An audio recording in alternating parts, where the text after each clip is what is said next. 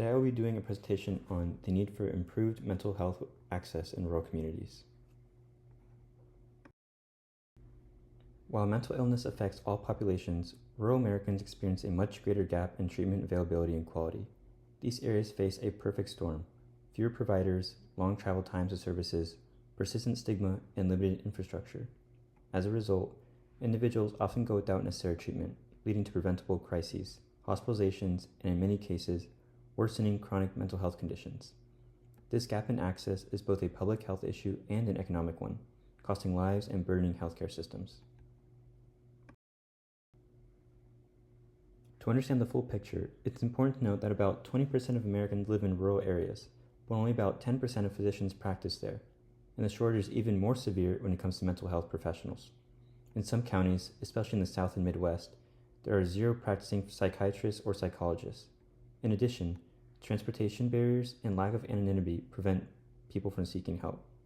Many individuals in rural areas are more likely to turn to emergency departments or even law enforcement during mental health crises, which are often ill-equipped to provide long-term care. These communities need sustainable solutions that reduce stigma and increase service delivery. The economic toll is massive. Untreated mental illness leads to increased emergency room visits, hospitalizations, disability claims, and involvement with the criminal justice system.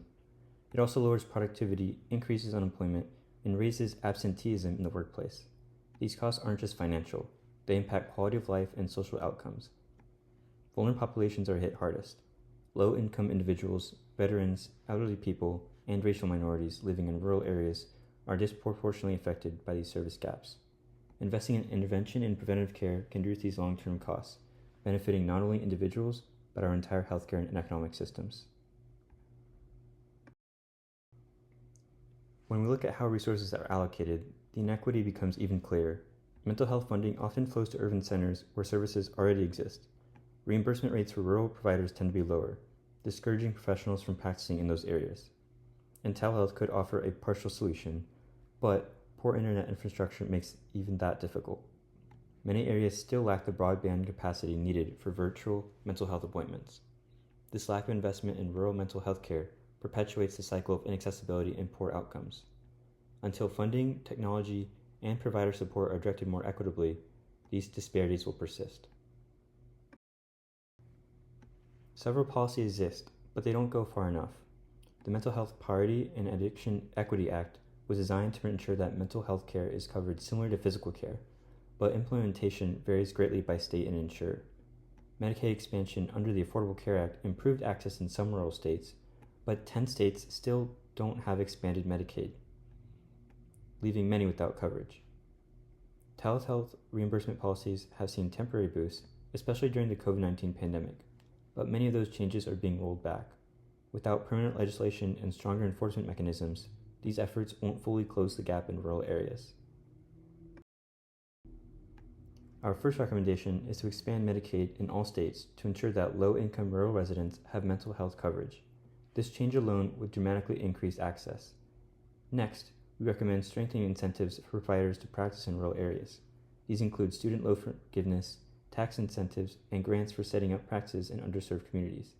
By investing in a stronger workforce, we address one of the most urgent root problems: the sheer lack of trained mental health professionals willing and able to serve these areas.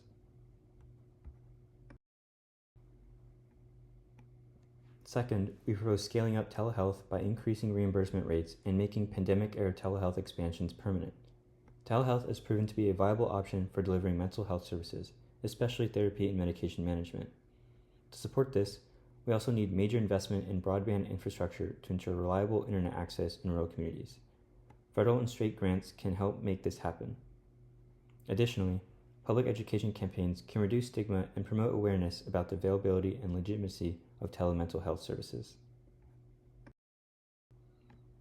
Multiple stakeholders must be involved in this advocacy strategy. Rural residents themselves, mental health professionals, insurers, hospital systems, community health centers, and policymakers all play key roles. Legislative champions are needed to introduce and support funding and policy changes. And by partnering with advocacy organizations like the National Rural Health Association or the National Alliance on Mental Illness, can help amplify voices and push forward state and federal changes. We should also involve tech companies. who can help close the digital divide by supporting broadband infrastructure in underserved areas. Coordinated, cross-sector collaboration is the key to success. Research shows that for every $1 spent on mental health treatment, there is a return of approximately $4 in reduced healthcare costs and improved productivity. These recommendations, that is, Medicaid expansion, telehealth support, and workforce incentives, may require upfront investment, but they pay off in lower emergency room usage, fewer hospitalizations, decreased incarceration, and a stronger, more resilient workforce. In addition to cost savings, these policies will generate better health outcomes, increasing life expectancy, and promoting economic development in rural communities. In conclusion, addressing rural mental health access isn't just the right thing to do, it's a smart and necessary investment. Without intentional policy changes and sustained funding, rural Americans will continue to face avoidable barriers to mental health care. The proposed solutions are actionable, evidence-based, and fiscally responsible.